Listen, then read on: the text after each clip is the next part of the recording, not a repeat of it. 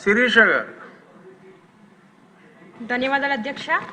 మా రంపచోడవరం నియోజకవర్గ పరిధిలో భద్రాచలాన్ని ఆనుకొని ఎటపాక మండలం ఉంది అధ్యక్ష.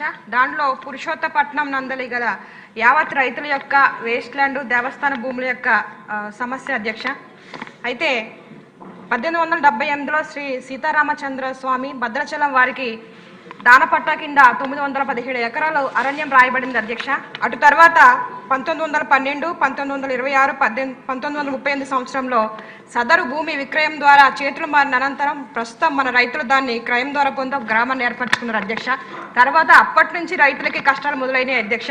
పూర్తిగా నిరక్షరాస్యులైనటువంటి రైతులతో అటు దేవస్థానం వారు ఇటు పక్క నాటి భూ హక్కుదారులు ఇరువురు మాదంటే మాదని రైతులతో డబ్బులు కట్టించుకొని పాపం నేటికి రైతులు ఆర్థికంగా ఇబ్బందులు పడుతూనే ఉన్నారు అధ్యక్ష. అక్కడ ఉన్నటువంటి పురుషోత్తపట్నం గ్రామ రైతులు వారి యొక్క హక్కులను పొందలేక, న్యాయాన్ని పొందలేక అన్యాయానికి గురవుతా ఉన్నారు అధ్యక్ష.